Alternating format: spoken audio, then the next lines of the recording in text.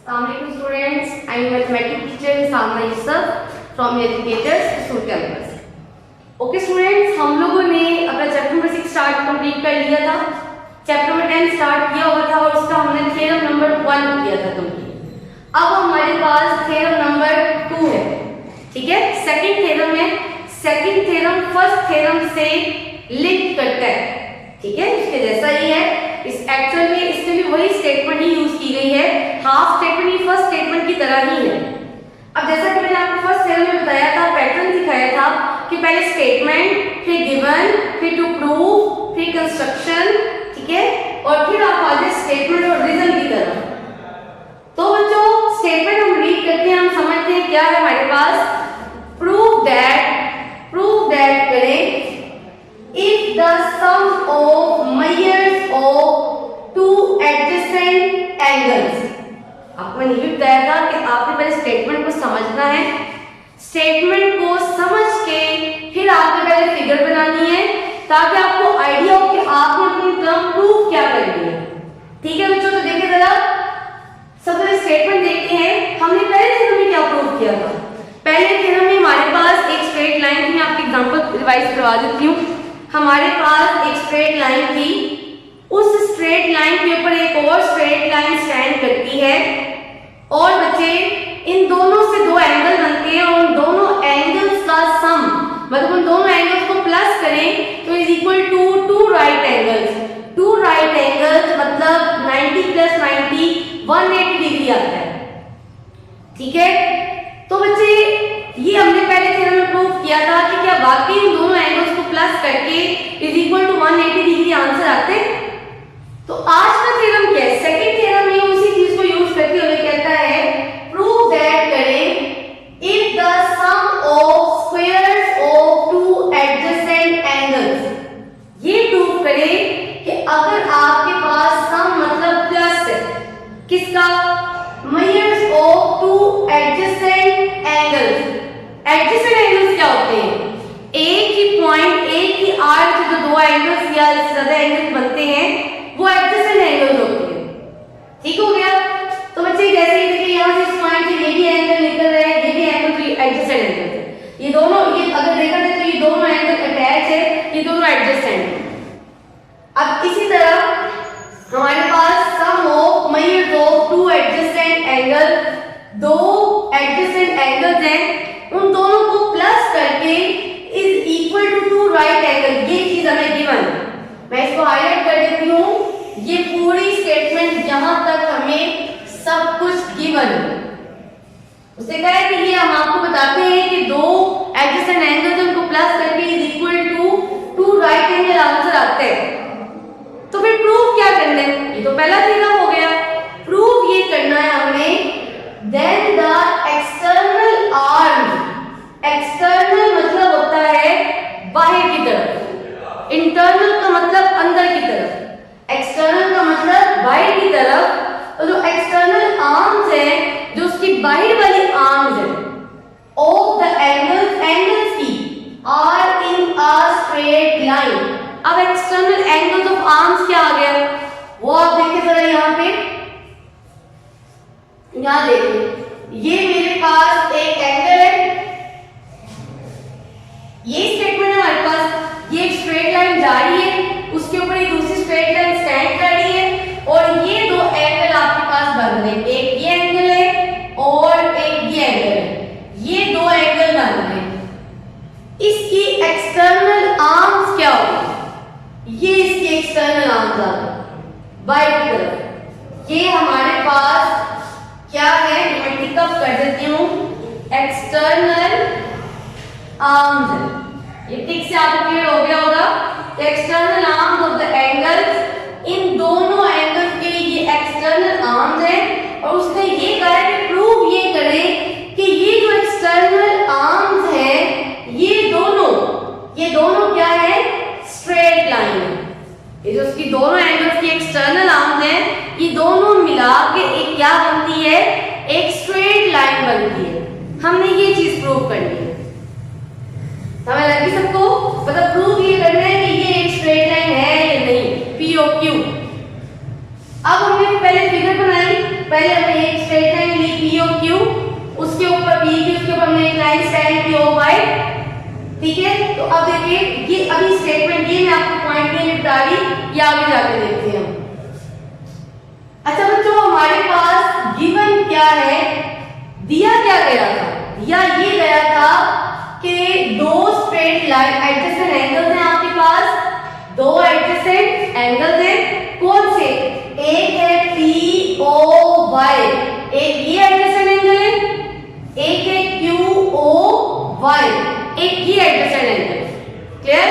तो हम लिखेंगे इसको mathematical measure angle POY and measure angle QOY are adjacent angles, कि ये दो हमारे पास एडजेसेंट एंगल्स हैं, एक दूसरे के साथ अटैच है, इनकी कोई एक आर्म कॉमन है, इसीलिए हम उनको एडजेसेंट एंगल्स बोल देते हैं।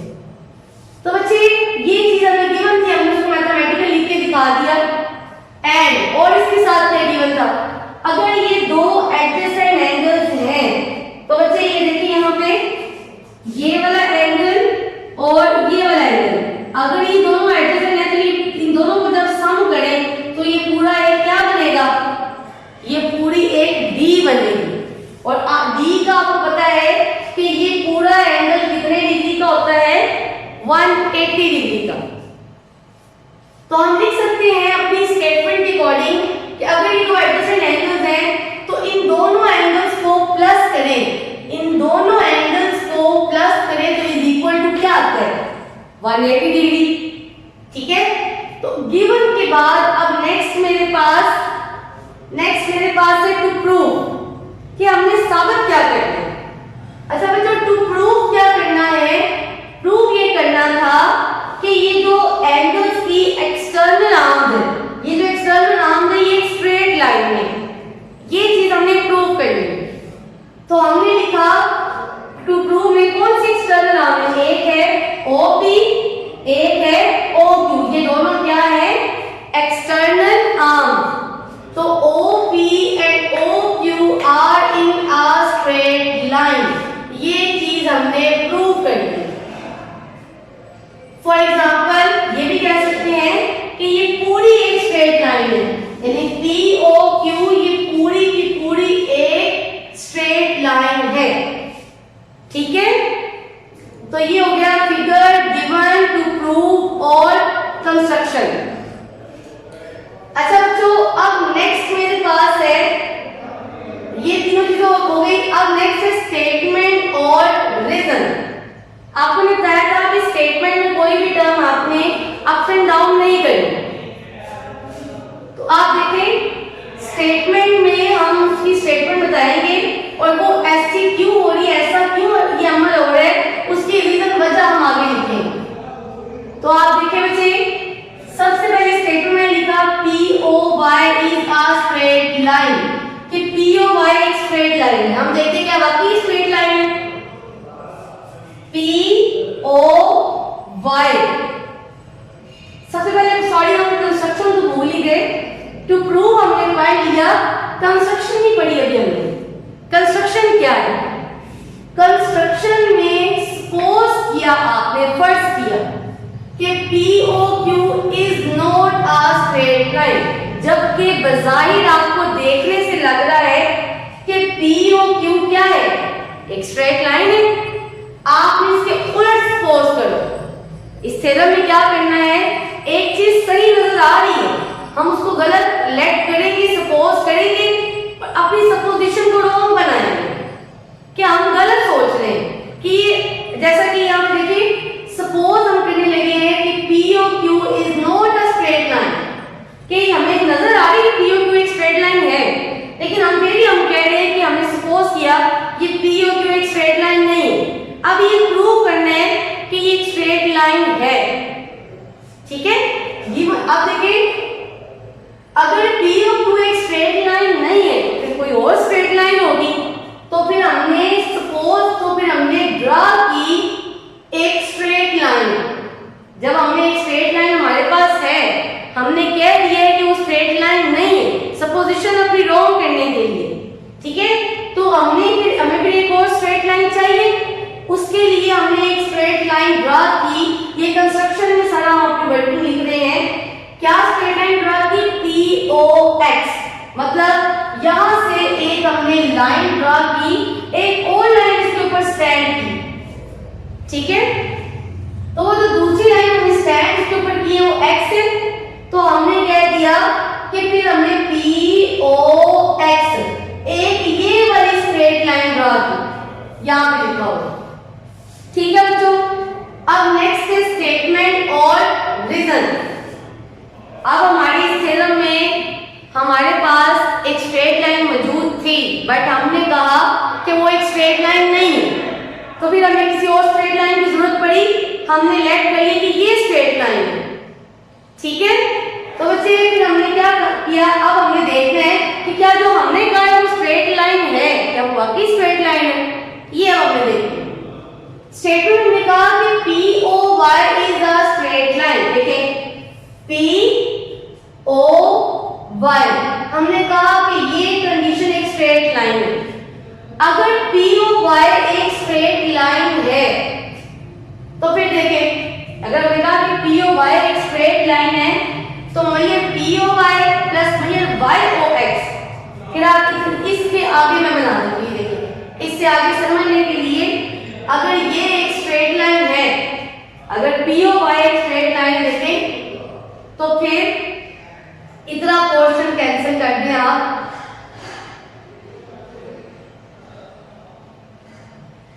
ये समझाने के लिए आपको फिगर बना रही मैं।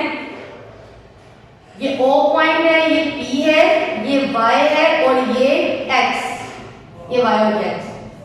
हमने कहा कि POY एक स्ट्रेट लाइन है, अगर ये एक स्ट्रेट लाइन है तो इसके ऊपर जितने भी एंगल्स बनेंगे, ये वाले सारे दो एंगल बन रहे, इन दोनों एंगल को प्लस करके इक्वल टू क्या आएगा? 180 डिग्री। जब भी एक स्ट्रेट लाइन होती है तो फिर हम क्या कहते हैं कि वो हमारे पास उसके दो एंगल जो है वो प्लस करके इक्वल टू 180 डिग्री आता है। तो फिर हमने कह दिया कि POY, ये देखें, प्लस दूसरा एंगल आएगा YOX, ये दूसरा एंगल, इन दोनों को प्लस करके इक्वल टू क्या आ गया? 180 डिग्री। ये समझाने के लिए फिगर बनाई। आगे कंडीशन क्या है? बट हमने गिवन में अब इसकी ये बात हमने, ये जो हमारे पास आया POY is a straight line, इसकी रीजन तो बतानी थी ना हमने कि POY कैसे एक स्ट्रेट लाइन है, ये बात हमने कंस्ट्रक्शन में की, ठीक है। ये बात हमने किसमें कर दी? कंस्ट्रक्शन में, कि अगर x वाली स्ट्रेट लाइन है तो y वाली भी क्या होगी? Straight line. अब जब ये हम दोनों को प्लस करके लिखा, जब प्लस करके लिखा है तो ये दोनों प्लस करके कैसे आए? Because OY stand on POX, because OY जो है वो POX इस स्ट्रेट लाइन के ऊपर स्टैंड कर रहा है। समझ लगी बच्चों? जब वो उसके ऊपर स्टैंड कर रहा है तो फिर इसकी दो एंगल बनेगा प्लस इक्वल टू 180 होंगे। इतनी कंडीशन सबको समझ लग गई? ये इसकी रीजन आ गई। अब हमने कहा बट ये देखिए P और X हमने कहा वो स्ट्रेट लाइन है यहाँ पे, बट हमारे पास गिवन में हमने कहा हुआ है कि इन दोनों को प्लस करें तो 180 आता है, मतलब POY और QY को प्लस करें तो 180 आता है। तो ये चीज हम लोगों ने किस में देखी? गिवन के अंदर। तो इसकी रीजन क्या आ गई? गिवन। अब हमें ये सबूत मिल रहे हैं, एविडेंस मिल रहे हैं, तो इसलिए हम इसको नाम दे देते हैं फर्स्ट का, और ये गिवन वाले को हमने कह दिया सेकंड। ये दोनों फर्स्ट या सेकंड बन गई कंडीशन। अब मुझे इन दोनों कंडीशंस को कंबाइन करें, देखें ये दोनों इक्वल 180 है ना हमारे पास, 180 से कैंसिल, ये दोनों वैल्यूज क्या आ जाएगी? इक्वल। तो देखिए measure POY plus measure YOX is equal to measure POY plus measure QOY, 180 से कैंसिल हो गया, तो ये दोनों टर्म्स क्या आ गई? इक्वल। अब आगे देखिए जरा, अब यहाँ से कोई टर्म कैंसिल तो नहीं हो रही। आप देखिए ये measure angle POY, measure angle POY, क्योंकि इधर प्लस है तो जाके क्या हो जाएगा? माइनस, तो ये कैंसिल ही हो गया। बाकी पीछे क्या बच गया? Measure angle YOX, measure angle Q over. अब हमें पता चला कि ये दोनों इक्वल हैं। हम चेक करते हैं क्या ये इक्वल हो सकते हैं। ये कंडीशन निकली है y o x, देखिए जरा y o x, ये वाला पोर्शन, ये मैं क्वेश्चन मार्क लगा रही हूँ, y o x ये वाला पोर्शन, और इक्वल किसके, q o y के। देखें q o y, ये इतना पोर्शन आ रहा है इसका, और जो दूसरा है वो ये पोर्शन, दूसरा क्वेश्चन मार्क। उससे यहां से कंडीशन निकली हमारे पास कि y और x वाला एंगल इक्वल आएगा q और y के। तो ये दो क्वेश्चन आंसर में देखिए जरा, ये वाला एंगल छोटा होगा, आपको नजर आ रहा है इसकी आर्क छोटी है, और जो हमारे पास q और y है, ये देखिए ये तो एंगल बड़ा होगा, ये देखिए इतना एंगल बना ना q और y, इतनी जगह आ रही है। तो बच्चे ये बड़े वाला एंगल ये छोटे वाले के इक्वल होगा, तो ये तो गलत कह दिया उसने। तो हमने कह दिया इट इज नॉट पॉसिबल, ये मुमकिन ही नहीं है। ऐसा क्यों? Thus our supposition is wrong, कि हमने जो लेट किया था कि पी ओ एक्स एक स्ट्रेट लाइन है, वो चीज गलत है। और हमने लेट ये भी किया था कि पी ओ क्यू एक स्ट्रेट लाइन नहीं है, गलत, वो एक स्ट्रेट लाइन है। Hence P O Q is a straight line. अब आपने ये लिख दिया, इसके हमारे सपोजिशन रॉन्ग कैसे होगी?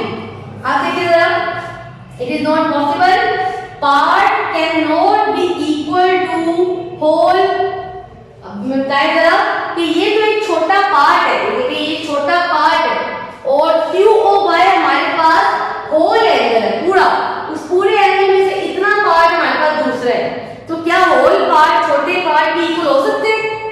नहीं। तो आपने जैसा लिखनी है कि हमारी सपोजिशन रॉन्ग कैसे होगी? पार्ट कैन नॉट बी, यहाँ पे आप लिख सकते हैं सेम कितनी डॉट लगा के, part can not be equal to whole, ये चौथी कंडीशन आ।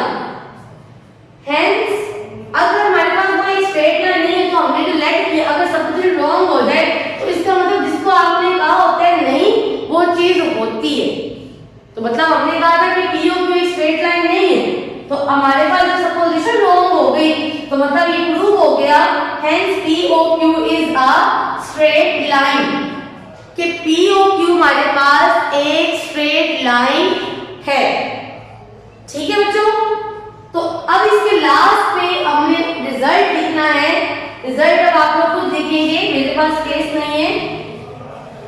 रिजल्ट में मैंने आपको सिखाया था क्या लिखना है, hence it is prove that, आगे सारी statement, if the sum of the measure of two this one and this one last तक। तो बच्चे आई होप आपको मेरे लेक्चर्स की समझ लगी होगी, कोई भी पॉइंट ऐसा नहीं होगा जो आपको नहीं भी समझ लगी होगी, आपके माइंड में ऐसा क्वेश्चन आ रहा होगा मैंने उस बारे में नहीं बताया होगा, आई होप। लेकिन फिर भी बच्चे अगर आप कोई भी पॉइंट क्लियर नहीं होगा, आप हमसे कमेंट बॉक्स में बात कर सकते हैं। इन सब की अच्छे से प्रैक्टिस कीजिएगा, थ्योरम की आपको अच्छे से प्रैक्टिस करनी है, क्योंकि ये आपके लिए न्यूली डिफरेंट एक टर्म है, इसलिए आपको 8 में स्टार्ट करवाइए कि 9 तक में आपको इशू ना हो, कि 9 तक में तो ये थ्योरम जाते हैं। ठीक है, take care yourself and your family. अल्लाह हाफिज़।